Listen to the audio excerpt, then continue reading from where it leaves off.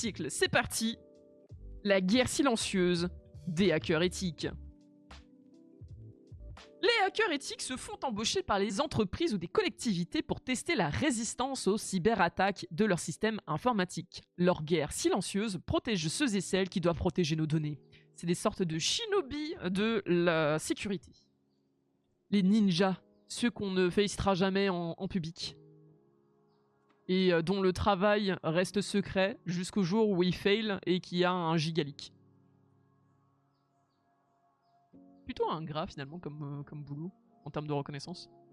Alors, experts dans la lutte contre la cybercriminalité, les hackers éthiques travaillent à protéger et renforcer la sécurité informatique des entreprises et des États qui font appel à eux. Selon le site communautaire HackerOne, qui regroupe plus de 600 000 hackers éthiques à travers le monde, le premier dispositif qui a consisté à récompenser des hackers pour identifier les problèmes d'un programme informatique ou d'un système d'exploitation remonte à 1983. On parle alors de Bug Bounty Programme ou le programme de Primobug en français. C'est quand même plus joli en anglais. Hein. Bisous jus de pomme. Bon courage pour le taf. Bisous bisous. Comme le bug de Spotify hier. Qu'est-ce qui s'est passé hier sur Spotify? Ils ont eu encore un souci. Depuis lors, ces Bug Bounty Programmes se sont multipliés. En 2020, les hackers éthiques de la plateforme HackerOne auraient résolu plus de 300 000 défaillances et vulnérabilités informatiques en échange de plus de 200 millions de dollars de primes ou des bounties. En matière de sécurité et de défense, l'emploi de ruses, quelle qu'elle soit, ne fait ni au grand jour ni avec grand bruit. Dans une étude pionnière sur ce thème, nous avons examiné ce qui constitue l'éthique silencieuse des hackers éthiques dans la guerre qu'ils et elles mènent aux cybercriminels. De manière générale, les hackers éthiques se spécialisent dans les tests d'intrusion informatique auprès d'entreprises consentantes, afin d'en explorer les vulnérabilités et de proposer des actions correctrices le cas échéant. Grosso modo, un hacker éthique, il va voir une entreprise, il va dire « Je peux essayer de te baiser ta mère ?» Et l'entreprise lui dit « Bien sûr, si tu y arrives, tu auras droit à une récompense. » Et du coup, le hacker éthique va défoncer le système de sécurité de l'entreprise en trouvant les failles. Et ensuite, elle va retourner voir l'entreprise en disant « Bah attention, là c'est un peu découvert. Ah, attention ici, il y a un petit souci. Attention ici, ça c'est aussi une vulnérabilité. » Et du coup, l'entreprise, très contente de pouvoir se sécuriser et améliorer ses défenses, va récompenser le hacker pour son travail. Une panne mondiale. Oh, ah, ça a dû faire un petit peu de bruit, effectivement. Leur silence assure tout à la fois la transmission des connaissances par imitation, seule devant l'écran, la formation et l'acquisition des compétences, mais aussi la socialisation au sein d'une communauté et d'un métier, ainsi que la promotion de leur expérience et de leur réputation. Toutes ces dimensions sont concrètement liées et se répartissent en fait autour de 3 moments, avant, pendant et après la mission de hacking éthique. Avant la mission, tout d'abord, les hackers éthiques doivent acquérir et développer les compétences techniques nécessaires pour devenir de véritables testeurs capables de détecter des vulnérabilités, plus globalement des failles de sécurité, à savoir des professionnels diplômés et légitimes. Or, leur formation commence souvent dès l'adolescence de manière isolée, bien avant d'entrer dans l'enseignement supérieur. C'est rarement juste des gens qui ont tout appris à l'école, on a souvent des personnes qui ont trifouillé bien avant et qui ont commencé à se former tout seuls dans leur chambre. Par la suite, l'accès à la formation de hacker éthique est longtemps resté difficile en raison du faible nombre d'offres en tant que telles. Cependant, ces formations ont considérablement cru récemment et gagné en visibilité en France et surtout aux États-Unis.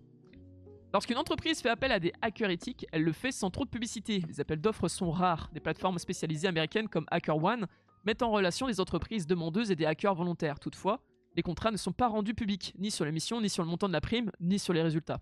C'est pas quelque chose en faisant votre recherche Indeed, LinkedIn ou France Travail, vous allez avoir une offre pour faire du hacking éthique, évidemment. Sait-on jamais, évidemment, une vulnérabilité qui est détectée par un hacker éthique, bah, c'est aussi une vulnérabilité qui peut être aussi transmise à des gens qui sont mal intentionnés, hein, quelque part. Donc, vaut mieux pas le citer, et en même temps, une entreprise n'a pas envie qu'on sache qu'elle a effectivement des vulnérabilités et qu'elle fait des tests pour tester tout ça.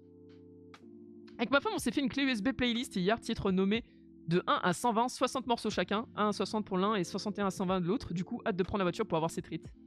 Et Osef, si pas de réseau Spotify. Let's go! Let's go! C'est cool de se faire des petites playlists comme ça. Il faudrait qu'on se chauffe à le faire avec Agdus, mais je pense que lui, il aurait pas tant de références que ça à mettre. Oui, les offres pour des hackers non éthiques ne sont pas non plus publiques. Hein. Clairement, on est sur quelque chose qui est beaucoup plus shady et principalement peut-être plus évoluant sur le darknet, si je veux pas dire de conneries, mais bon, quand même. Pas quelque chose qu'on va mettre en avant. Les termes du contrat relèvent par définition du secret professionnel. Avant de procéder à un test d'intrusion, il est important d'obtenir le consentement des propriétaires du système sur ce qui est possible de faire ou de ne pas faire, sinon ils sont tout à fait condamnables. Le problème d'un hacker éthique qui le ferait sans demander l'autorisation de l'entreprise, c'est que l'entreprise se retourne contre lui, se fout complètement de sa démarche et des failles qu'il a révélées, et qu'elle porte plainte et elle le condamne. Donc effectivement, le hacker éthique, il se révèle à l'entreprise, il dit son nom, il se découvre, enfin voilà. Donc pour sa sécurité, il est quand même nécessaire qu'il respecte le consentement de l'entreprise. Sinon, évidemment, il tombe sous le coup des mêmes règles qui font chuter les hackers non éthiques. Donc logique qu'il faille le consentement. Donc pendant la mission, lors des tests d'intrusion, les hackers éthiques ont accès à des informations sensibles ou confidentielles sur l'organisation. Vu qu'ils vont tester les vulnérabilités et qu'ils vont entrer dans le système, il est logique qu'ils puissent mettre la main sur des informations qui sont sensibles. Donc des infos comme des données informatiques, aussi financières, logistiques, sans oublier les brevets, et sur des employés comme des données fiscales, administratives, etc. Donc le secret professionnel autour des informations collectées directement ou indirectement est essentiel. Évidemment, s'ils font des tests de vulnérabilité, ils vont extraire des données. Ça permet de montrer à l'entreprise qu'effectivement, voici le genre de choses auxquelles vous êtes exposé. Un hacker éthique, il va pas juste rentrer dans le système, il va rentrer dans le système et voir ce qu'il peut récolter, parce que ça permet aussi d'informer l'entreprise sur toutes ses failles. De même, les vulnérabilités et les failles découvertes pendant les missions doivent toujours être signalées uniquement aux commanditaires sans les rendre publics ou s'en servir par la suite. Il ne faut pas le spécifier, parce que même si les gens entendraient parler d'un hack éthique, ils pourraient paniquer, parce que si ça se trouve, ils n'auront pas confiance à la personne, ils auront peur qu'il y ait des leaks d'informations. Donc évidemment qu'une entreprise qui a un recours à un hacker éthique ne voudra pas que ce soit rendu public. On ne veut pas que le hacker éthique puisse mettre sur son CV « J'ai testé de défoncer telle entreprise et telle entreprise ». Donc c'est ça aussi qui rend les choses un peu plus compliquées, c'est-à-dire qu'ils ne peuvent pas crier sur les toits que ce sont des super hackers qui ont hacké telles entreprises. La confiance que tu dois avoir pour laisser le hacker faire ça, t'inquiète pas Hachem, que je pense qu'ils ont largement les moyens de surveiller la personne et de lui détruire sa vie si jamais il fait de la merde. Donc t'as de la confiance, oui, mais la confiance est basée sur ta capacité à nuire à l'autre si jamais il fait de la merde. Donc c'est pas... bon déjà après tu peux fonctionner aussi sur de la recommandation, hein. Mine de rien je pense qu'il y a quand même des CV qui doivent exister, des recommandations d'autres entreprises, disons que voilà il a déjà montré qu'il était capable de le faire de manière totalement éthique. Mais pas en manière totalement publique, hein. C'est vraiment un cercle fermé de recommandations je pense.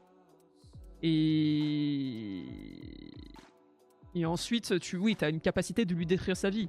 Il doit y avoir des garanties, tu connais son nom, tu sais où il habite, etc. Et que si jamais il fait la moindre connerie avec tes données ou ton système, que tu puisses te retourner légalement contre lui et lui défoncer sa tronche. Ah, la sécurité informatique des entreprises, elle fait peur. Ouais. Je pense que quand tu connais bien en hacking, tu dois pouvoir découvrir des trucs, mais tellement énormes.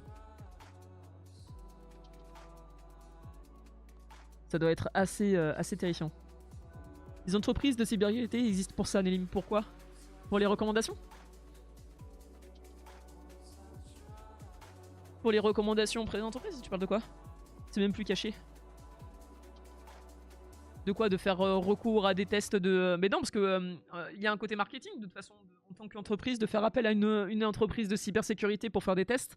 Ça veut dire que tu dis au public, je me sens concerné par mes failles, et du coup, je vous montre que je fais le nécessaire pour protéger vos données.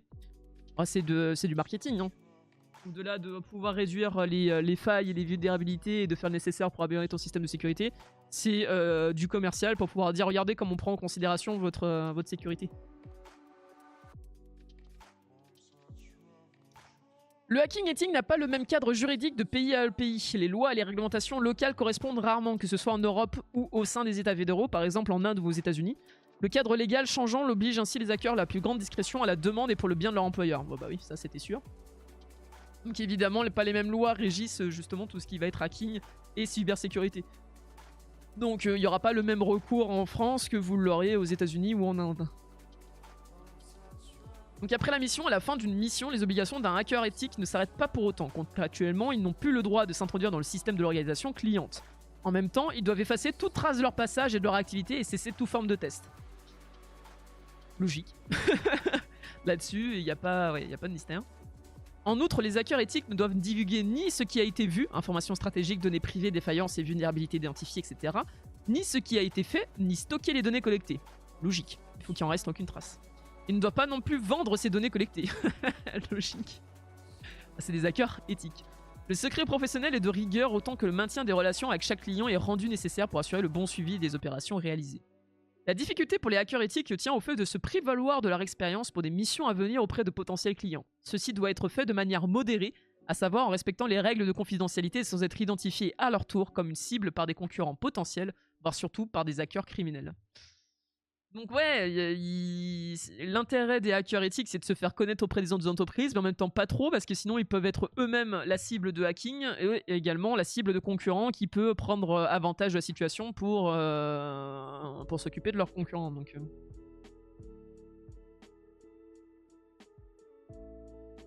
Ah bah les contrats, ils doivent être vérifiés par une quinzaine d'avocats, ça doit être un truc monstrueux. Je pense qu'on n'a jamais vu un contrat de mission aussi bien ficelé.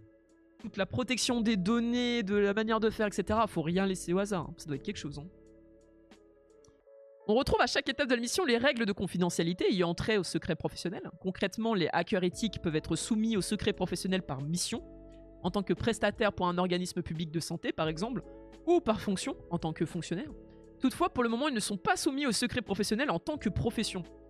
Donc c'est le contrat qui régit leur secret, c'est-à-dire qu'ils n'ont pas une éthique, par exemple le médecin par leur profession en fait, c'est leur profession qui fait qu'il y a un secret médical, c'est défini même dans leur poste, dans leur rôle, dans leur métier. Le hacker non, il y a rien de tout ça, il n'y a pas un secret de hacker, il n'y a pas tout ce que j'ai hacké restera entre nous, non, c'est le contrat de mission qui est garant de ce secret-là, donc c'est pour ça que les contrats sont ultra béton, parce qu'il n'y a rien d'autre qui régit le silence. À mesure de la numérisation grandissante des activités humaines et professionnelles, la cybersécurité phagocyte une grande partie des problématiques sécuritaires, quelles qu'elles soient intérieures et extérieures, publiques et privées. Il ne s'agit plus de travailler à une synergie opérationnelle entre services au sein des organisations, mais plutôt à intégrer de manière systémique la menace cyber et sa prise en charge pour l'ensemble de l'organisation et ses parties prenantes, employés, clients, fournisseurs et sociétés civiles en général. Le silence est l'élément fondamental de la formation avant la mission, la socialisation avant et pendant la mission, et la réputation après la mission des hackers éthiques. Ce silence transmet et enjoint, socialise et promeut, mais aussi protège ceux qui doivent protéger les données de tout un chacun. Être hacker éthique constitue au final un engagement opérationnel, mais aussi civique, voire politique, qui oblige les organisations publiques et privées à aligner davantage stratégie éthique au risque de se mettre en danger. C'est pour ça que, effectivement, les hackers éthiques travaillent dans le silence. Ils sont obligés de l'appliquer, hein. Forcément, ils sont obligés de le mettre en avant, parce que sinon, ça va être compliqué. Si une société veut pouvoir négocier des contrats avec des entreprises et monter en réputation, elle est obligée d'appliquer cette politique-là.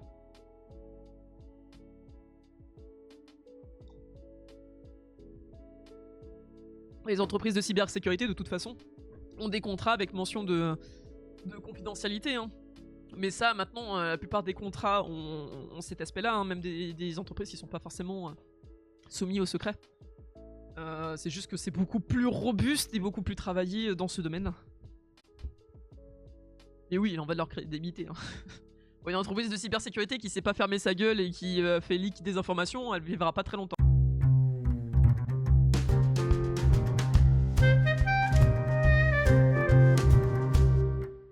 La sortie de la saison 2 de la série américaine post-apocalyptique The Last of Us est prévue pour le 14 avril. Ah tiens! Elle est déjà sortie? Putain, je savais même pas. Oh, il y a déjà la saison 2. Putain, faudrait que j'aille voir. Flexing Comic, demain c'est férié. Ah oui, en Alsace. C'est vrai, cousin. Le temps que ça monte au cerveau. Merde! Non! Qu'est-ce que j'ai fait? Elle a tout pété. Hop là. Elle jette la lumière sur les champignons du genre Ophiocordyceps, connus par les scientifiques comme des parasites d'insectes et d'autres arthropodes capables de manipuler le comportement de leur hôte. Dans la série, suite à des mutations, ils deviennent responsables d'une pandémie mettant à mal la civilisation humaine. Si, dans le monde réel, ce scénario est heureusement plus qu'improbable, il n'en demeure pas moins que ces dernières années, de nombreux scientifiques ont alerté sur les nouvelles menaces que font porter les champignons sur l'humain dans un contexte de dérèglement climatique. Ah très bien, oui c'est très bien le texte. Franchement j'aime bien hein, les déclarations d'intérêt. L'attente a été longue pour les fans, mais elle touche à sa fin. La sortie de la saison 2 de la série américaine post-apocalyptique The Last of Us est prévue pour ce 14 avril 2025. Cette série a été acclamée par le public comme par les critiques et a reçu plusieurs prix. Elle est l'adaptation d'un jeu vidéo homonyme sorti en 2013 qui s'est lui-même vendu à plusieurs dizaines de millions d'exemplaires. Le synopsis est efficace et particulièrement original. Depuis 2003, l'humanité est en proie à une pandémie provoquée par un champignon appelé le cordyceps. Ce dernier est capable de transformer des infectés en zombies agressifs et a entraîné l'effondrement de la civilisation. Les rescapés s'organisent tant bien que mal dans un environnement violent, dans des zones de quarantaine contrôlées par une organisation militaire, la Fedra. Les groupes rebelles, comme les Lucioles, luttent contre ce régime autoritaire. Les insectes zombifiés. Les développeurs Neil Druckmann et Bruce Staley racontent que l'idée du jeu vidéo est née suite au visionnage d'un épisode de la série documentaire Planète Terre, diffusée sur la chaîne BBC. Cet épisode, très impressionnant, montre comment le champignon Ophiocordyceps unilateralis, qui a infecté une fourmi, prend le contrôle sur son hôte en agissant sur le contrôle des muscles pour l'amener à un endroit en hauteur particulièrement propice à la dissémination du mycète vers d'autres fourmis. Ça, c'est toujours très impressionnant, effectivement. Ce moment où t'as le parasite qui prend le contrôle du système moteur et qui dit à la fourmi d'aller se positionner sur une feuille, comme ça, après, il va pouvoir pousser et éclore et disséminer tous ses spores au-dessus de la pampa et de là où évoluent les fourmis. Donc c'est une méthode qui est ultra efficace pour le champignon de se répandre.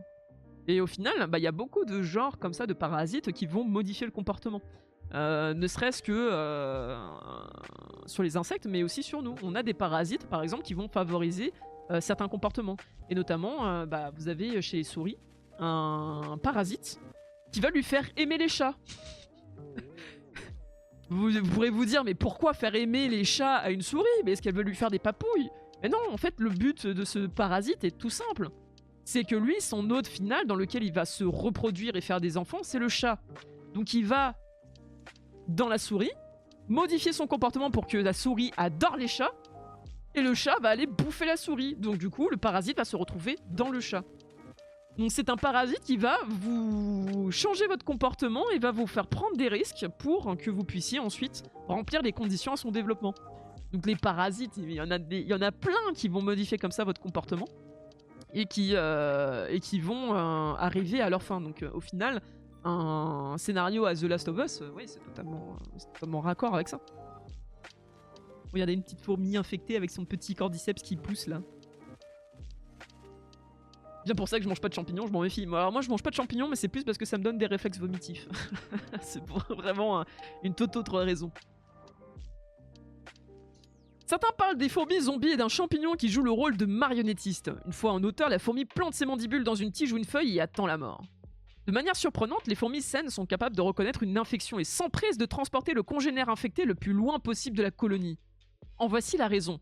Le champignon présent à l'intérieur de l'insecte va percer sa cuticule et former une fructification, un sporophore, permettant la dissémination des spores, l'équivalent de semences, à l'extérieur.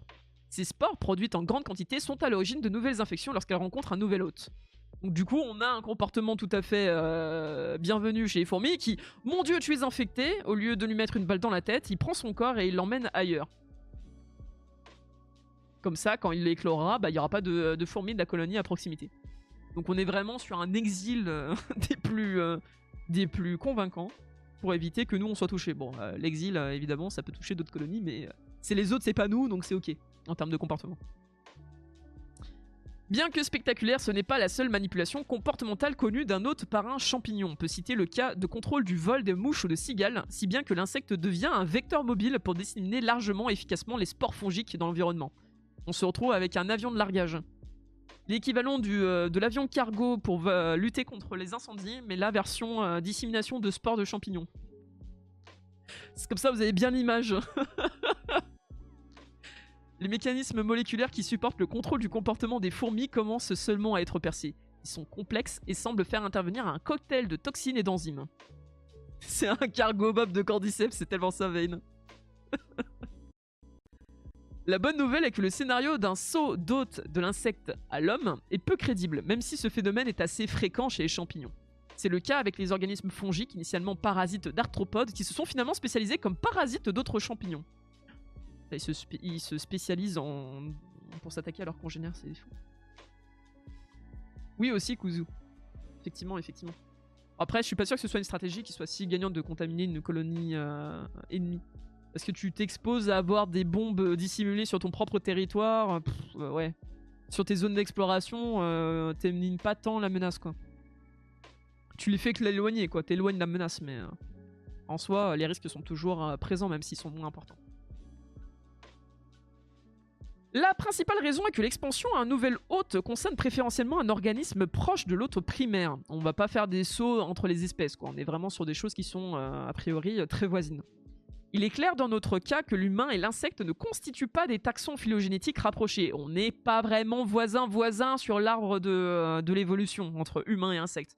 Ça va, on a de la marge. Donc faire un saut du champignon à l'homme, c'est bon. On risque pas d'être comme dans The Last of Us. C'est quand même fortement improbable que d'un coup le parasite se dise putain, j'en ai marre des insectes là, j'ai marre des fourmis, vas-y je passe à l'homme. C'est plus grand, il y en a plus partout, vas-y, je vais bien me répandre. En plus, on fonctionne pas de la même façon, donc les toxines, etc. auraient pas le même impact, enfin bref. Il existe aussi des différences physiologiques majeures, ne serait-ce que la complexité du système immunitaire ou la température du corps qui constitue un obstacle sans doute infranchissable pour une adaptation du champignon Ophiocordyceps. Donc oui, c'est ça qu'on dit, c'est entre la biologie d'un corps humain et la biologie d'un corps de fourmi, il y a quand même une sacrée différence. Et un champignon comme Cordyceps, s'il peut mater une fourmi, ce sera pas aussi simple avec un être humain. On n'a jamais vu de maladie sauter des gallinacés à l'homme. Non, c'est jamais vu. C'est pour ça qu'ils disent improbable et pas impossible, Kuzu. Tu vois, la subtilité dans le langage, elle est quand même un peu importante. Non, mais c'est vrai que, en fait, pourquoi c'est improbable, c'est parce que notre corps est beaucoup plus, pas puissant que la fourmi, mais son système est totalement différent. Ça veut dire qu'il faudrait une adaptation à plusieurs choses. Il faut une adaptation déjà à la température de notre corps qui n'est pas le même que celui de la fourmi pour que le champignon puisse fonctionner comme il faut. Il faut qu'il s'adapte à notre système immunitaire, qui n'est pas du tout le même que celui de la fourmi.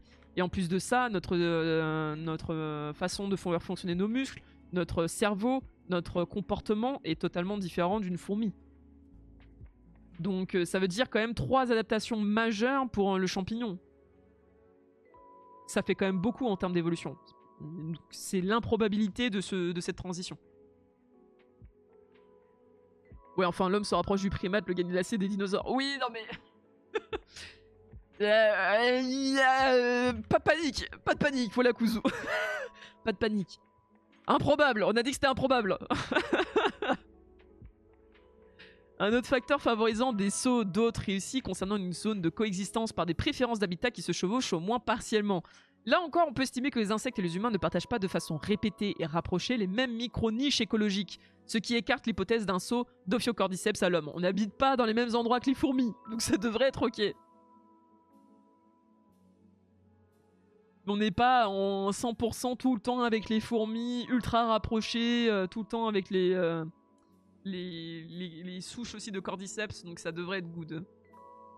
Mais bon, à risque zéro toujours, hein, tout ça. Les véritables menaces pour les humains. Une fois écartée la menace imminente de la zombification massive, donc on rappelle que la menace de la zombification est très improbable, il n'en demeure pas moins que des infections fongiques ont été identifiées par des scientifiques comme un danger de plus en plus préoccupant. Ah. Lors des dernières décennies, un nombre croissant de maladies infectieuses d'origine fongique a été recensé, que ce soit chez les animaux ou les plantes cultivées et sauvages. Oups. L'inquiétude est telle que Sarah Gurr, pathologiste végétale à l'université d'Oxford, a co-signé un commentaire dans la revue Nature en 2023 qui était figure d'avertissement. Elle met en garde contre l'impact dévastateur que les maladies fongiques des cultures auront sur l'approvisionnement alimentaire mondial si les agences du monde entier ne s'unissent pas pour trouver de nouveaux moyens de combattre l'infection. À l'échelle de la planète, les pertes provoquées par des infections fongiques sont estimées chaque année entre 10 et 23% des récoltes, malgré l'utilisation généralisée d'antifongiques. Pour 5 cultures fournissant des apports caloriques conséquents, à savoir le riz, le blé, le maïs, le soja, les pommes de terre, les infections provoquent des pertes qui équivaut à la quantité de nourriture suffisante pour fournir 2000 calories par jour de quelques 600 millions à 4 milliards de personnes pendant un an. Il est là le vrai risque au final de l'infection par les champignons. C'est pas une zombification où on va tous se bouffer entre nous et puis ensuite on va avoir des cadavres un peu partout qui font place à de nouveaux spores. Non, c'est la destruction des cultures. Et du coup, la destruction des cultures massives, donc un manque d'apport alimentaire et potentiellement donc des personnes qui risquent de mourir de faim ou qui vont se foutre dessus pour ne serait-ce qu'avoir de quoi bouffer. La sécurité alimentaire s'apprête donc à faire face à des défis sans précédent car l'augmentation de la population se traduit par une hausse de la demande. L'impact dévastateur des maladies fongiques sur les cultures devrait de plus s'aggraver dans les années à venir en raison d'une combinaison de facteurs. Tout d'abord, le changement climatique s'accompagne d'une migration régulière des infections fongiques vers les pôles, ce qui signifie que davantage de pays sont susceptibles de connaître une prévalence plus élevée d'infections fongiques endommageant les récoltes. La température évoluant, c'est bien connu, on va avoir en vrai une vraie prolifération des parasites des différentes maladies, des différents champignons, ce qui fait que on n'aura pas de pays vraiment préservés. Donc partout on sera considéré, on sera concerné par une réduction des récoltes. Salut JPVH. La joie d'arriver sur ces paroles. Ah ouais, ça met de bonne humeur toujours l'open space scientifique. Bienvenue, bienvenue. Comment tu vas? Et en plus, on parle ici des infections fongiques pour les champignons sur les plantes. Mais on a également les maladies comme la grippe aviaire qui vont se démocratiser un peu partout et qui vont toucher aussi nos cultures et nos élevages surtout. Donc en termes de menaces sur notre alimentation, c'est extrêmement conséquent. Ce phénomène pourrait être par exemple à l'origine de l'identification de symptômes de rouille noire du blé en Irlande en 2020. Cette maladie touche exclusivement les parties aériennes de la plante, produisant des pustules externes et perturbant en particulier la nutrition. Elle est à l'origine de pertes de rendement conséquentes pouvant aller jusqu'à 100% dans des cas d'infection par des isolats particulièrement virulents. 100% des cultures détruites, vous vous rendez compte? La grippe aviaire, une maladie démocratique.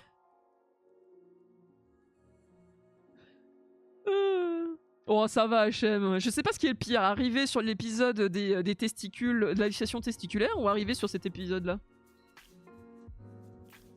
Le sujet d'avant, c'était de la pénétration de système avec consentement.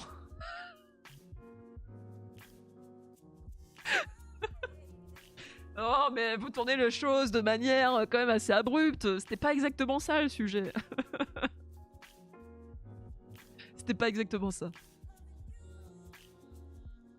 Ensuite, la généralisation en agriculture des pratiques de monoculture qui impliquent des vastes zones de culture génétiquement uniformes constituent des terrains de reproduction idéaux pour l'émergence rapide de nouveaux variants fongiques. Vous avez des vastes champs à perte de vue où tous les plants se ressemblent, ils ont tous le patrimoine génétique. Ils sont tous faibles de la même façon, c'est du pain béni. Imaginez, on a un vaste champ avec des patates... non, c'est pas un bon... On va prendre... Nous sommes des geeks. Prenons un jeu où on a un vaste champ avec que des ennemis niveau 1. C'est ultra facile à battre. Tu as tué le premier, c'est bon, t'as le niveau, et ensuite tu les enchaînes tous, et à la fin, il en reste plus qu'un. Plus un. Alors que si vous faites une variation de monstre, la progression est beaucoup plus ralentie, et vous risquez de vous faire poutrer. Donc notre avantage aujourd'hui, si on devait contrer toutes ces menaces, c'est arrêter avec ces monocultures, c'est-à-dire arrêter d'avoir un champ composé uniquement d'un végétal, genre du maïs, au hasard, et faire de la variation, avoir des plantes de différentes espèces, de différentes variantes, donc cultiver différentes plantes sur le même parterre, qui en plus, ça permettra de réduire aussi l'appauvrissement du sol, parce que en fonction des plantes qu'on prend, elles n'ont pas besoin elles ont pas les mêmes besoins dans le sol, donc on peut avoir un renouvellement du sol qui est peut-être un peu plus sympathique, plutôt que d'épuiser sur un critère en particulier. Donc déjà réfléchir à ça pour de la résistance et pour l'amélioration du sol, ça pourrait être une bonne chose. Alors certes, ce sera beaucoup plus chiant par contre à la récolte. Et c'est ça qui freine en fait les industriels, c'est parce que ce sera beaucoup plus chiant à ramasser et à traiter par derrière. N'oublions pas que les champignons sont des organismes qui évoluent rapidement et qui sont extrêmement adaptables. À cela s'ajoute que les champignons sont incroyablement résistants, restant viables dans le sol pendant plusieurs années. Que les spores peuvent voyager dans le monde entier, notamment grâce à des échanges commerciaux de plus en plus intenses. Un dernier point, loin d'être négligeable, est que les champignons pathogènes continuent à développer une résistance aux fongicides conventionnels. Prenez ça, on a un véritable cauchemar actuellement avec les champignons. Donc ouais, les champignons vont pas nous zombifier tous et nous faire nous entretuer. Non, les champignons vont nous affamer. C'est ça la réalité en fait. On va juste se faire affamer. Donc les risques pour la santé humaine, malgré tout. L'impact des champignons sur la santé humaine a aussi tendance à être sous-estimé, bien que ces pathogènes infectent des milliards de personnes dans le monde et en tuent plus de 1,5 million par an. Merde, j'ai cliqué sur le truc encore une fois.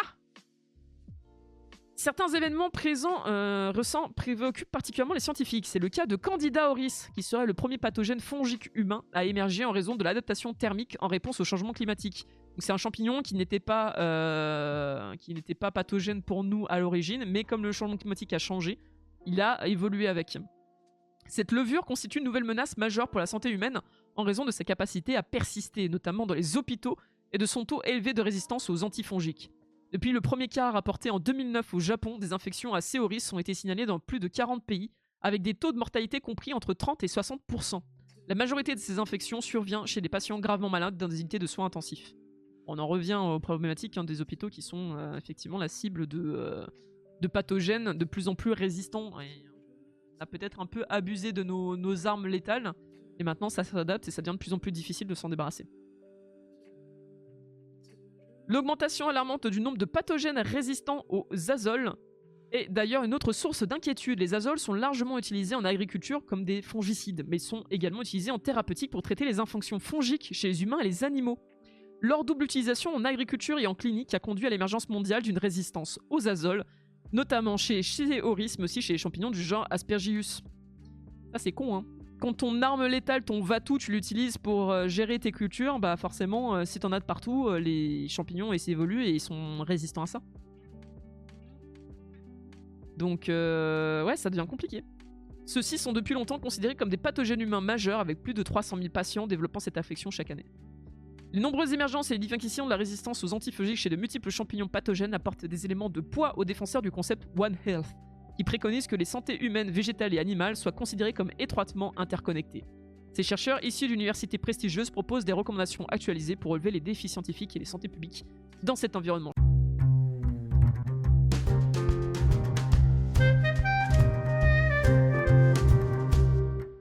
Maladie de Parkinson, des chercheurs ont greffé avec succès de nouveaux neurones. 2 études ont réalisé une prouesse similaire et quasi simultanée au Japon et en Amérique du Nord, greffé avec succès des neurones producteurs de dopamine à des malades de Parkinson. On rappelle que le problème dans la maladie de Parkinson, c'est la génération des neurones, notamment dopaminergiques, donc ceux qui produisent la dopamine. Les patients n'ont souffert d'aucun effet indésirable grave, notez bien le effet indésirable grave, et ont montré une amélioration de leurs symptômes. Les cellules greffées produisent de la dopamine dans le cerveau et améliorent les symptômes de la maladie de Parkinson. Se félicite Jun Takashi, directeur du Centre de recherche et d'application sur les cellules IPS à l'université de Kyoto. Dans une étude que ce spécialiste de cellules souches a dirigée, 7 patients atteints de la maladie de Parkinson, c'est pas beaucoup 7, hein, on reste quand même sur... on prend note, mais c'est peu en termes de sujet. Hein. Donc 7 malades de Parkinson ont été implantés avec succès des neurones producteurs de dopamine tout neufs. Publié dans le même numéro de la revue Nature, une seconde étude utilisant un autre type de cellules souches réitère l'exploit, cette fois sur 12 patients d'Amérique du Nord. Donc on est sur au total 12 et 7, 19 personnes. La maladie de Parkinson est causée par la mort des neurones produisant de la dopamine. Malade depuis plus de 5 ans et âgés de 50 à 69 ans, les 7 participants à l'étude japonaise ne répondaient pas au traitement disponible. Au Canada et aux États-Unis, les 12 patients avaient 50 à 78 ans et étaient diagnostiqués depuis 3 à 20 ans. Dans les 2 études, les patients ont été greffés de progéniteurs de neurones dopaminergiques, c'est-à-dire des neurones dopaminergiques en devenir. C'est-à-dire que ce n'est pas des neurones produisant de la dopamine directement, mais des précurseurs, des progéniteurs qui vont ensuite se spécialiser. Ceux-ci ont été créés par manipulation des cellules souches. La greffe s'est faite au niveau du putamen, plus accessible que la substance noire et à laquelle il est connecté. Donc c'est une structure dans le cerveau. Car dans le cerveau d'un malade de Parkinson, c'est dans cette substance noire, au cœur du cerveau, que certains neurones situés meurent prématurément. Sans la dopamine que ces neurones sont chargés de produire, les patients expérimentent progressivement de la rigidité musculaire, des mouvements ralentis et des tremblements. Les thérapies actuelles atténuent les symptômes de la maladie de Parkinson, mais n'améliorent pas les conditions pathologiques de fond. Le traitement principal est le médicament levodopa, à partir duquel le cerveau produit de la dopamine. Malheureusement, son efficacité diminue avec le temps à mesure que la population des neurones dopaminergiques capables de les transformer en dopamine diminue. Grosso modo, le médicament permet de donner de la matière pour produire de la dopamine. Mais si vous n'avez plus de neurones pour transformer la matière, bah, ce médicament ne sert à rien. Donc l'un des enjeux principaux de la maladie, c'est de pouvoir contrer la dégénérescence des neurones et avoir plus de producteurs.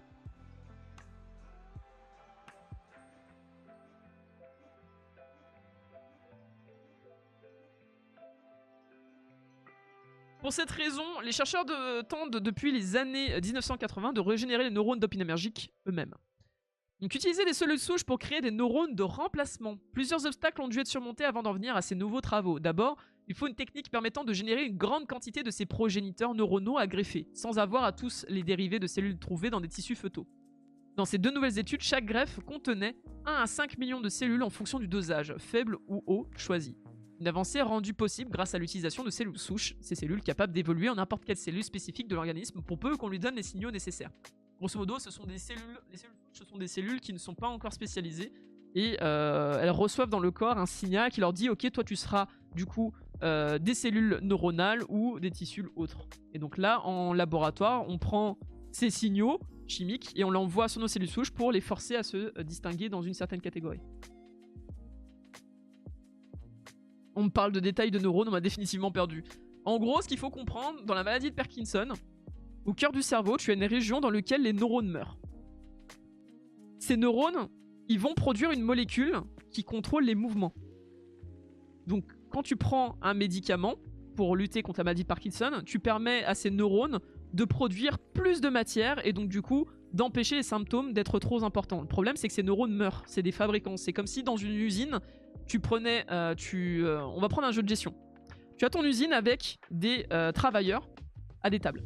Tu leur fournis de la matière pour qu'ils créent un objet qui te permet de fonctionner. La maladie a tendance à te réduire tes tables de travailleurs. Tu as de moins en moins d'employés qui convertissent la matière en ta molécule qui te permet de sauver. Donc pour contrer les effets, on envoie plus de matière, comme ça ils travaillent beaucoup plus et ça permet de contrecarrer le fait que tu aies moins de travailleurs. Tu as moins de gens qui travaillent, donc ta productivité est diminuée, mais comme tu envoies plus de matière, tu les fais plus bosser, donc tu arrives à compenser. Le problème c'est qu'au bout d'un moment, ça tient plus le rythme et ça se casse la gueule. Donc le but, c'est de pouvoir réinjecter des travailleurs dans ton usine. Tu renvoies des personnes à leur table pour rétablir la production de ta molécule. Je sais pas si c'est plus clair comme ça. Donc chez les Japonais, les cellules souches pluripotentes induites, reprogrammées génétiquement au laboratoire à partir de n'importe quelle cellule pour la faire régresser au stade de cellules souches. C'est d'ailleurs un chercheur japonais du nom de Shinuya Yamanaka que cette découverte valut le prix Nobel de médecine 2012. L'analogie du jeu vidéo en général marche bien. Du côté de l'Amérique du Nord, ce sont des cellules souches embryonnaires humaines qui ont été utilisées, initialement prélevées chez les embryons âgés de 5 à 7 jours, mais aujourd'hui commercialisées et sont incapables de se multiplier à l'infini. Grosso modo, les Américains et les Japonais ont utilisé la même technique, mais pas les mêmes travailleurs. Grosso modo, les travailleurs que les Américains et les Japonais envoient dans l'usine n'ont pas la même origine. Une thérapie par cellules souches qui semble sur les risques n'était pas neutre et comptait notamment l'apparition de dyskinésie, les troubles des mouvements et le développement de tumeurs. Pour la survenue des dyskinésies, l'une des explications tient à la présence accidentelle de neurones sérotonergiques contenus dans le tissu fœtal. Grosso modo, le produit est pas pur et du coup on pouvait avoir des risques avec l'arrivée de neurones qui n'étaient pas prévus dans un lieu du cerveau qui n'est pas prévu pour les accueillir. Et donc on pouvait avoir comme effet secondaire des tumeurs notamment. Et des troubles du mouvement parce qu'on a des molécules qui viennent perturber le signal. Quant au risque de tumeur, il existe en cas de reste de cellules souches indifférenciées dans le greffon.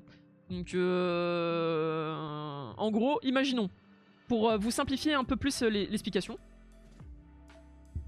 Bisous HM, ciao ciao, à la prochaine. Pour vous expliquer un peu mieux, vous avez donc dans votre usine des travailleurs qui ont des casquettes bleues.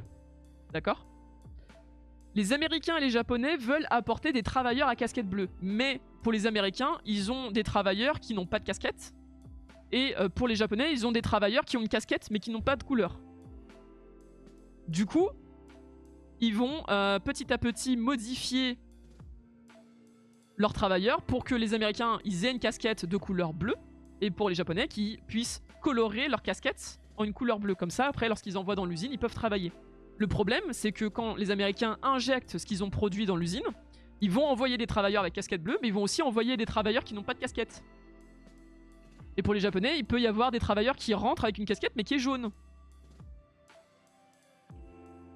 Et du coup, on se retrouve avec, dans l'usine, des travailleurs qui ne sont pas appropriés, ce qui crée des problèmes. Soit des tumeurs, soit des dysfonctionnements. Est-ce que ça vous paraît clair comme explication ? Étrange Création, ça va et toi? Tu redécouvres Étrange Création, t'as peut-être oublié, mais nous on te connaît. GTA RP et je fais de la découverte de jeux vidéo et de la science aussi.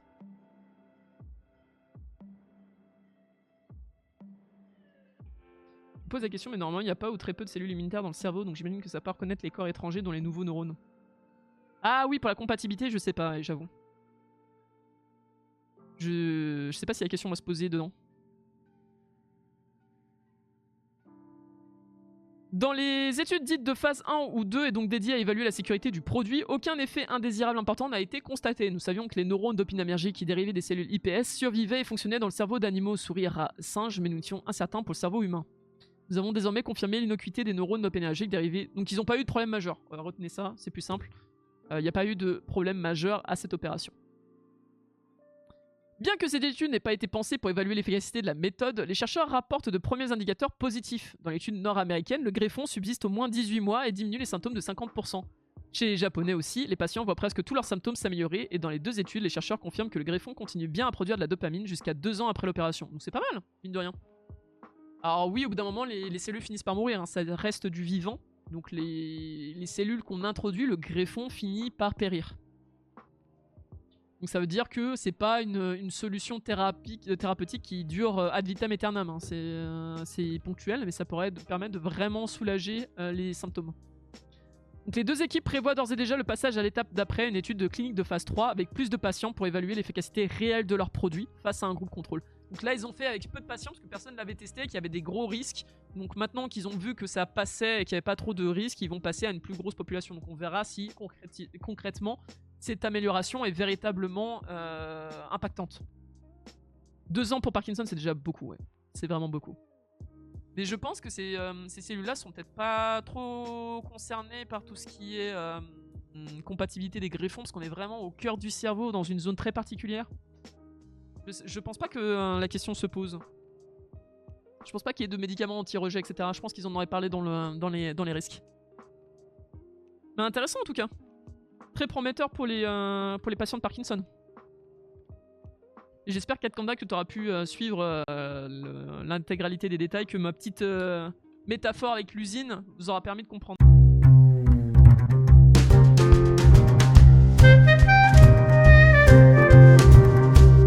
Moi je voulais voir le calamar colossal, la vidéo. L'article je m'en fous, je veux juste le voir filmer. Parce que pour l'instant on avait vu des spécimens provenant de l'estomac d'un cachalot. Ah c'est pas ça, c'est là. Grande première calamar colossal, le Mesonychocutis almitoni a été filmé pour la première fois en pleine mer par une équipe de chercheurs depuis la découverte de l'espèce, il y a près d'1 siècle. C'est un jeune calamar de 30 cm de long. Ah, il est pas si grand. Il a été repéré à 600 mètres de profondeur dans l'océan Atlantique Sud. Les calamars colossaux peuvent atteindre jusqu'à 7 mètres de longueur et peser jusqu'à 500 kg. Franchement, 30 cm, c'est pas beaucoup, hein. C'est vraiment un bébé. C'est le premier qui est filmé. Profitez. Although humans have known of the colossal squid, Mesonychocutis hamiltoni, since 1925, this is the first confirmed live observation of one in its natural habitat. Researchers filmed the young colossal squid at nearly 600 meters depth near the South Sandwich Islands. The young glass squid hovers steadily as its transparent body rotates slowly, providing excellent views of the slender internal organs and large, highly reflective, iridescent eyes. Pairs of curved hooks are clearly visible on the clubs at the ends of the 2 long tentacles, and the clubs are long and slender, with relatively small hooks giving way to small suckers about 2/3 of the way along the club. Hooks are also present in the middle section of each of the 8 arms, which is the defining feature for Mesonychocutis and is the basis for the genus name. Meso meaning mid, onycho meaning hook, and tuthis for squid. Large specimens of colossal squid do not resemble typical glass squids, but in this footage their similarity to other family members is clear. The red coloration of the arms and large rust-red chromatophores on the mantle suggest that the animal can switch between transparent and opaque. Wow. Witnessing this first encounter, documented as the Schmidt Ocean Institute's remotely operated vehicle Sebastian descended through the water column, is truly a thrilling experience. I'm Dr. Kat Bolstead from the AUT Lab for Cephalopod Ecology and Systematics at Auckland University of Technology. J'adore.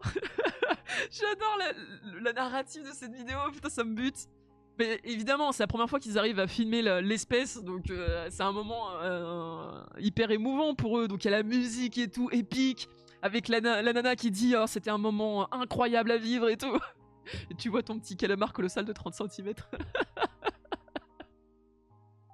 C'est pour ça que j'adore la science, c'est que pour les spécialistes, tu sais que c'est un truc de ouf et que c'est génialissime. Et toi, t'es là, t'as ton ordinateur, t'es là en mode ah ouais, putain, ah ouais, je vois du Mass Effect.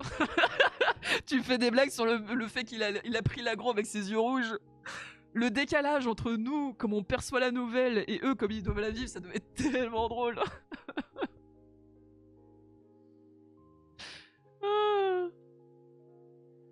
Aïe aïe aïe. Au cours d'une expédition de 35 jours menée par l'Institut océanique Schmidt, courant Mars en pleine mer à bord du navire Falkor, les scientifiques ont piloté un submersible télécommandé pour repérer le calamar colossal. Ils sont vraiment partis pour ça. Hein. Les poulpes dans Baldur's Gate 3. Ah bah ouais aussi, ouais. La scientifique en chef de l'université d'Essex à la tête de l'opération, le docteur Michel Taylor, a déclaré que son équipe n'était pas certaine de leur découverte dans un premier temps, mais a tout de même filmé le calamar parce qu'il était beau et inhabituel. Dans le doute, film. On verra plus tard si c'est important. Dans le doute, film. T'imagines? Ça veut dire que sur place, ils étaient pas sûrs de ce qu'ils découvraient. Du coup, ils étaient là en mode, bah je sais pas, mais film, dans le doute. Et après, quand ils ont revu les clichés, ils ont dit, mais attends, c'est une dinguerie. Mais je trouve ça beau. Ouais, c'est très joli. Bah clairement, quelqu'un de... Clairement, hein. On en découvre encore, hein, c'est beau. Je suis très heureuse que nous ayons pu pour la première fois un jeune calamar colossal. Cet animal est tellement beau. Ah non, mais il est vraiment beau pour le coup. C'est passionnant de voir les premières images in situ d'un jeune colossal et humiliant de penser qu'ils n'ont aucune idée de l'existence des humains. En même temps, c'est sûr qu'à 600 mètres de profondeur, on peut pas voir grand monde, hein. Les chercheurs vont désormais tester de nouvelles caméras dans l'espoir d'observer un calamar colossal adulte. Ah, ce serait beau, hein. Ce serait beau. Un vrai calamar colossal. Non mais en vrai, premier degré, je le trouve magnifique. Hein. Il est très très beau.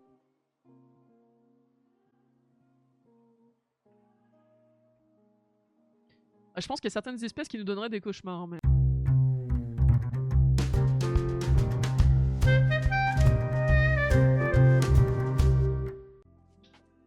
Alors, du coup, ici, nous avons une possible activité biologique sur une exoplanète. On va regarder un petit peu ce qu'ils disent sur les indices.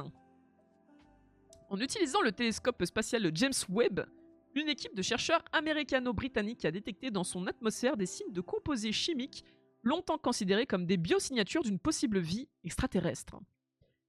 Des astronomes annoncent ce jeudi avoir détecté les indices les plus prometteurs à ce jour d'une vie potentielle sur une planète hors de notre système solaire, d'autres scientifiques invitant cependant à la prudence. Située à 124 années-lumière de la Terre dans la constellation du Lion, K2-18b fait l'objet du débat animé au sein de la communauté scientifique, qui se demande si cette exoplanète pourrait être un monde océanique susceptible d'abriter une vie microbienne. En utilisant le télescope spatial James Webb, une équipe de chercheurs américano-britanniques a détecté dans son atmosphère des signes de composés chimiques longtemps considérés comme des biosignatures d'une possible vie extraterrestre. Sur Terre, le sulfure de diméthyle et le disulfure de diméthyle sont uniquement produits par des organismes vivants, principalement du phytoplancton. Ce que nous observons à ce stade sont des indices d'une possible activité biologique lors du système solaire, a déclaré lors d'une conférence de presse Niku Matsuudan, astrophysicien à l'université de Cambridge et auteur principal de l'étude publiée dans The Astrophysical Journals Letter. Pour être franc, je pense que c'est le cas le plus proche d'une caractéristique que nous pouvons attribuer à la vie. En gros, pour vous expliquer, ils ont trouvé dans l'atmosphère des traces d'une molécule qui, normalement, de notre connaissance, est produite par l'activité microbienne. C'est pour ça qu'ils pensent qu'il y a de la vie. C'est un indice, c'est pas une preuve directe. C'est un truc qu'on sait que le vivant produit. Une semaine intense de spéléo en Roumanie entre neige, viande et palinka, c'était cool. Oh, ça a l'air d'être incroyable dit comme ça. Vous avez fait de la spéléo, c'est incroyable ça. Ça va pas trop cramer quand même après ces vacances, j'imagine un peu intensives. Le fameux indice. El famoso.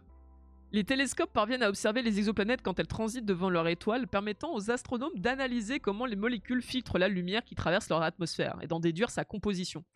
Donc on déduit la composition à partir de la manière dont la lumière est filtrée par leur atmosphère. Donc c'est tellement des indices par des indices. En 2023, James Webb avait déjà détecté la présence de méthane et de dioxyde de carbone dans l'atmosphère de K2-18b, donc cette fameuse exoplanète. Ils avaient déjà vu qu'il y avait du méthane et du dioxyde de carbone.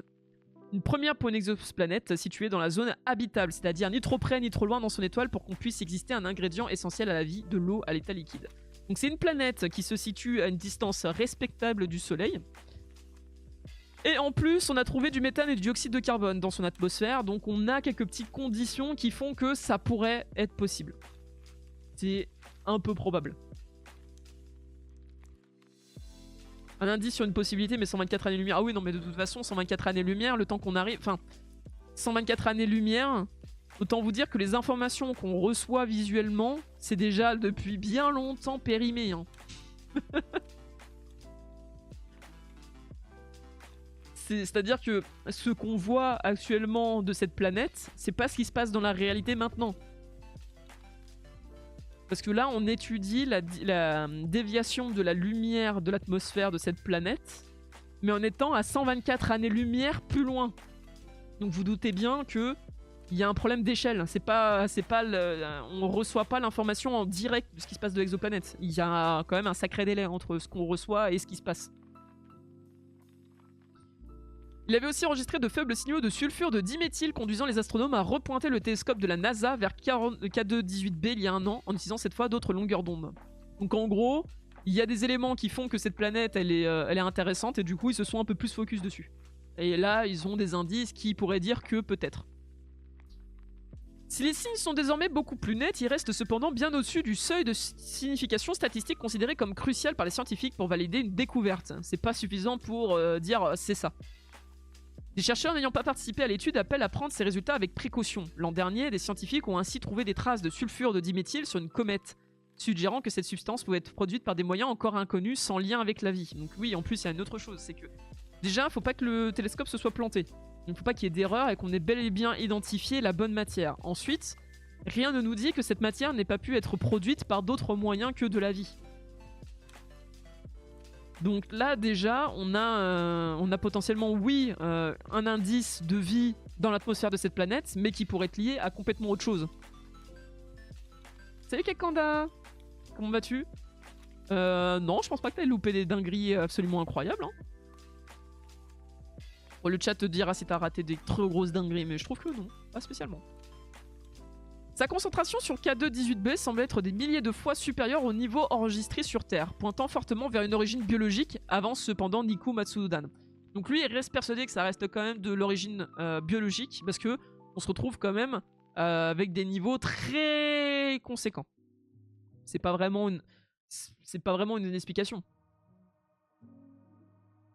Si lui, il pense que c'est ça, mais encore une fois, c'est son avis. Il peut y avoir un autre procédé qui produit de très grandes quantités de cette matière sans pour autant que ce soit lié au biologique. Donc soyez toujours prudent dans l'analyse de ce genre de choses. C'est pas parce qu'un scientifique vous dit « je pense à fond que c'est ça », il a forcément raison. Il faut toujours garder un esprit relativement critique.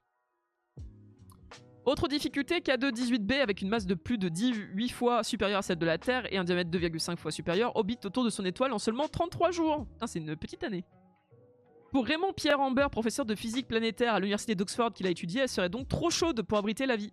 Si cette planète avait de l'eau, ce serait une fournaise infernale totalement inhabitable. Il ajoute que des océans de lave étaient plus plausibles. Des précédentes annonces sur la découverte de vapeur d'eau dans son atmosphère se sont révélées erronées. Donc il n'y a pas d'eau dans la... Voilà. Toujours garder l'esprit critique, effectivement. C'est qu'il peut y avoir d'autres explications.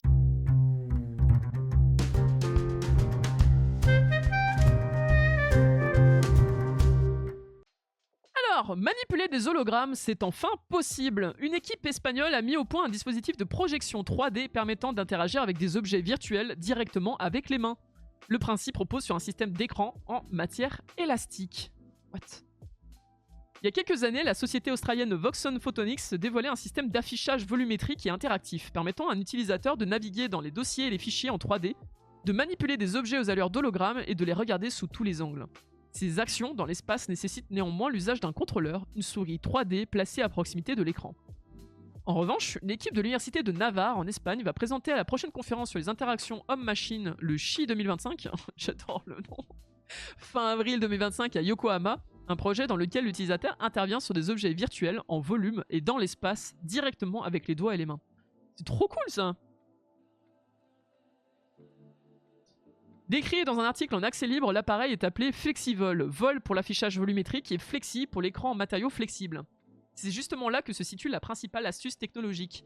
Les contenus en 3D s'affichent par le biais d'un projecteur sur un écran constitué en réalité de bandes élastiques parallèles de 2 cm de large en élastane, silicone et polyester, le même matériau utilisé pour les écrans de projection classiques. Un assemblage de bandes élastiques montées sur ressort. Cet assemblage souple et monté sur ressort est soumis à un mouvement oscillatoire de forme sinusoïdale ultra rapide de 2880 Hz. Cette fréquence est synchronisée avec les projections. Autrement dit, 2880 images par seconde s'affichent sur un écran qui bouge dans le sens de la profondeur. La persistance rétinienne chez l'utilisateur crée l'illusion d'un volume. Comme au cinéma, le défilement de 24 images fixes par seconde crée celle du mouvement. Ah, c'est marrant. On va regarder la vidéo après. Le principe d'une membrane souple en plusieurs morceaux donne la possibilité de littéralement traverser l'écran avec la main pour saisir virtuellement un objet modélisé en 3D. En fait, c'est comme s'il n'y avait pas vraiment de support empêchant d'attraper les projections. Il y en a évidemment un, mais il ne fait pas obstacle au geste. Ça doit être il faudrait vraiment le sentir, je pense, pour réaliser, parce que j'ai du mal à comprendre, là, comme ça, juste en lisant, la sensation que ça ferait. 2 caméras stéroscopiques, combinées à des logiciels d'open source de Google MediaPipe, composent le système de suivi des mouvements de doigts et de la main. En fonction de quoi, la position, le déplacement et l'apparence des objets virtuels sont recalculés en temps réel. Et l'utilisateur peut ainsi saisir, déplacer, faire glisser ou pivoter ce qui est projeté, selon les mêmes gestes qu'il aurait fait avec des objets réels. Oui, c'est ça, Tex. Oui, c'est totalement faisable, mais les hologrammes, ça fait un moment que la technologie commence à être comprise et réalisée, mais oui, à part des rares utilisations, ce sera pas du tout... pour l'instant, c'est pas du tout... C'est même pas dans les gros labos et les grosses structures, parce que ça vaut pas le coup, en fait. Mais effectivement, techniquement, ils sont en train de vraiment s'améliorer. 18 participants ont testé le dispositif. L'équipe a fait tester à 18 participants en leur assignant diverses manipulations au travers de ce dispositif et en guise de comparaison avec un appareil à souris 3D. La grande majorité considère plus intuitive et naturelle l'interaction directe avec les mains. Logique. L'inconvénient principal se situe au niveau de la précision du geste qui se pose aussi avec les écrans tactiles, comparé à une souris et un pointeur. Une certaine fatigue physique à long terme peut être ressentie à force d'avoir les mains dans le vide et le bras en tension. L'équipe pense pouvoir y remédier en modifiant le design de l'appareil pour le rendre plus ergonomique. Ah bah oui, parce que tu fais semblant de tenir quelque chose, mais tu l'as pas vraiment, quoi. Ah, j'ai pas la ref, Mo, hein, j'avoue. J'ai pas la ref. Salut Dorine, comment tu vas? On va regarder la petite vidéo, vite fait. Ah oui, on voit les bandes. Ah, c'est perturbant. Ça doit pas être si intuitif, hein.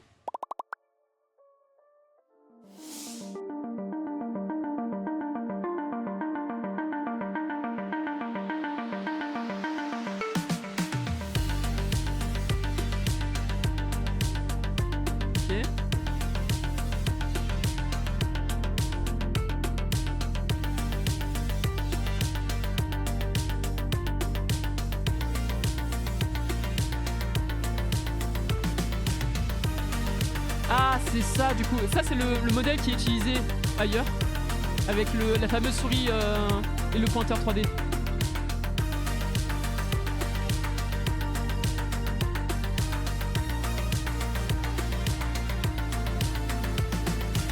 Ah, c'est pas si intuitif que ça, en vrai. Hein. Ce doigt qui se tend comme ça me perturbe un peu.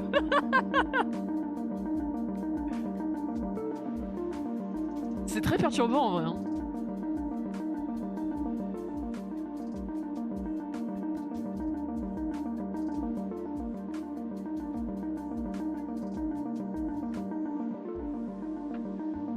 What?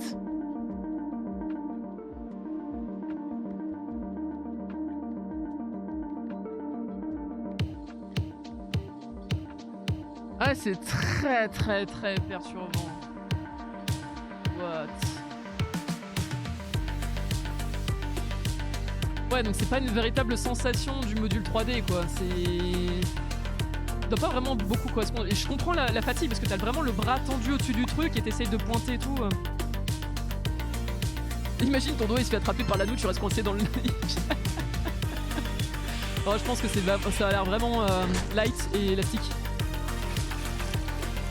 Donc je pense pas que je pense qu'il n'y a pas la possibilité d'être coincé là-dedans.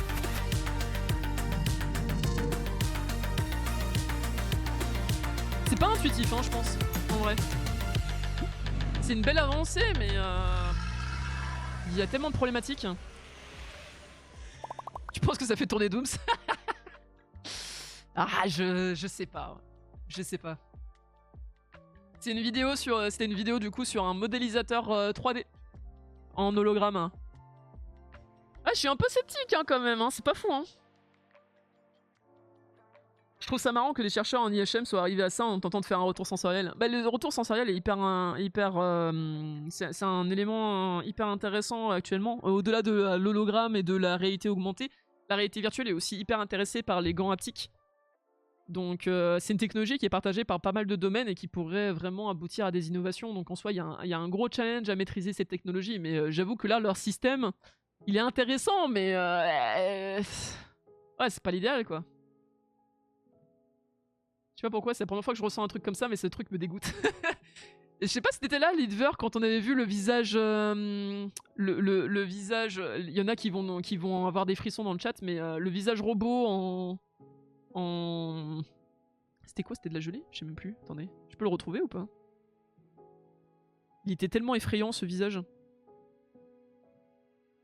Merde, c'est pas ça que je voulais. Attendez. Est-ce que j'arriverai à le retrouver?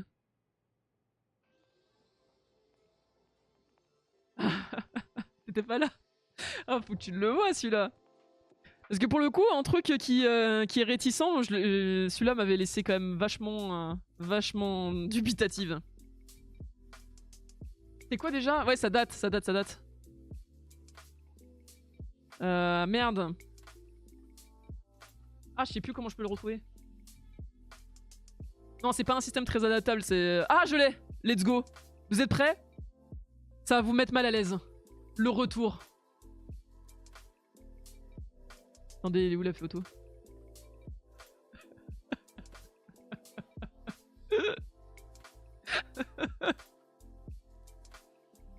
C'est la peau pour des robots. Pour la rendre... en gros, c'est une peau qui avait été développée pour qu'elle elle fasse plus naturelle et flexible. Pour que, du coup, il y ait des vraies expressions faciales aux robots.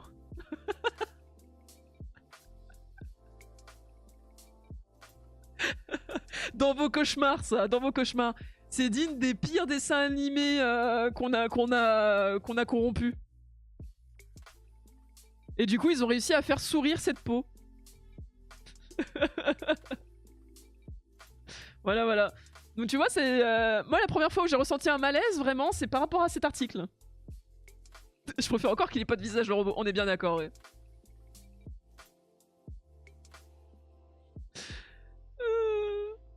C'est Thomas le train, mais oui, tellement, Lidver, c'est tellement ça. C'est exactement ça. Ah, ça reste dans vos cauchemars, ce truc, hein, vraiment. Du coup, quand tu disais que ça te mettait mal à l'aise, bah tu vois, je pensais immédiatement à cet article. Mais non, mais voilà, pour conclure, je dirais que c'est intéressant, mais on n'a pas atteint vraiment le truc qui sera vraiment opérant. Là, c'est plus un modèle, c'est plus un prototype intermédiaire qui montre l'évolution du concept, mais on n'y est clairement pas. Hein. Je vois pas comment ça peut être utilisé à large échelle, comment on peut... des entreprises pourraient être intéressées pour l'utiliser. C'est pas le bon concept encore. Il va falloir un petit peu de temps et de recherche, mais voilà.